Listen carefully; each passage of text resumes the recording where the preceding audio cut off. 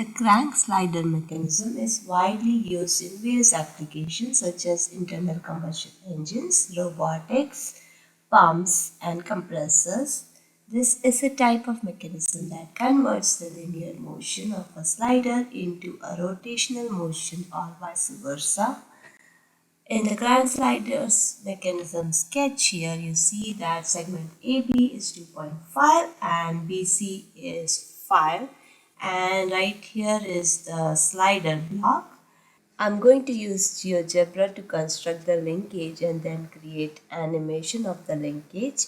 GeoGebra is an interactive dynamic geometry software that joins geometry, algebra and calculus. It is an open source free software and you can use the online version or you can download the app. So I'm going to click right here. So that's GeoGebra Classic. Let's just click here in the drawing area. So here is the drawing area in GeoGebra Classic, and you have the x-axis, the y-axis, that's the origin right there.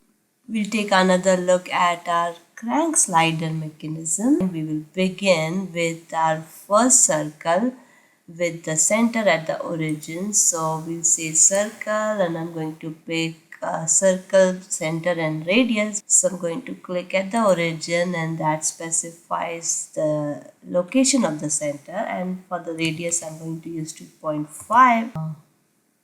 Now we will move on to point B. So I'm going to come to this tool right here and pick a point on object, and I'm going to pick a point on the circle. The circle is the object currently. So we're going to pick a point somewhere here in the first quadrant. So that's my A and that's point B. Now I'm going to draw a segment joining both A and B. So we'll pick a segment and I'm going to pick A and then B. Moving on to point C. So in order to get to point C, I'm going to first create another circle, center and radius. I'm going to pick B as the center and I'm going to input 5 units for the radius and press OK. So I have this second circle. I'm going to pick a point on this bigger circle and I'll also make sure that this point is at the intersection of the bigger circle and the x-axis. So that's point C. I'm going to draw a segment, so B and then C. Again, segment BC is 5, so we have AB 2.5, BC 5, and now I'm going to come back here and draw this slider block. So in order to do that, I'm going to just zoom into this area and just draw a slider block in this area. For that, I will draw another circle using C as the center of my circle. The radius here for the circle is something that I'll input, say I'm just going to use 1 unit for the radius. So going to come here and do circle, center and radius. C is the center and I'm going to use a radius of 1. So to begin with, I'm going to pick a point on the object. So I'm going to zoom here at this circle which has the center as C, and I'm going to pick a point on object. So pick a point on object on this circle above the x-axis.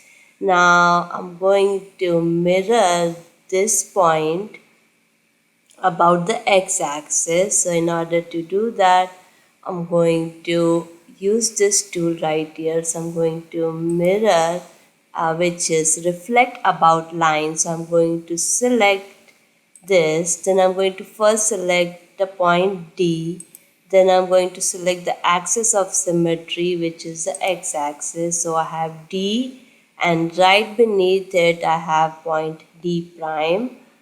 Now I'm going to create another axis which will pass through the center of the circle. So it will pass through point C and it will be perpendicular to the x-axis. So in order to do that, I'm going to pick this tool, perpendicular line. So I'm going to first select the perpendicular line, which is going to be the x-axis, and then I'm going to click on point C. So now I have a line that is perpendicular to the x-axis and it passes through point C. Now I'm going to use this tool again. So I'm going to say reflect about line. I'm going to select the object, which is point D, and I'm going to click on the axis of symmetry. I have this point here. Again, use the same tool, reflect about line. I'm going to pick the point D prime. I'm going to select the axis. So now I have points D1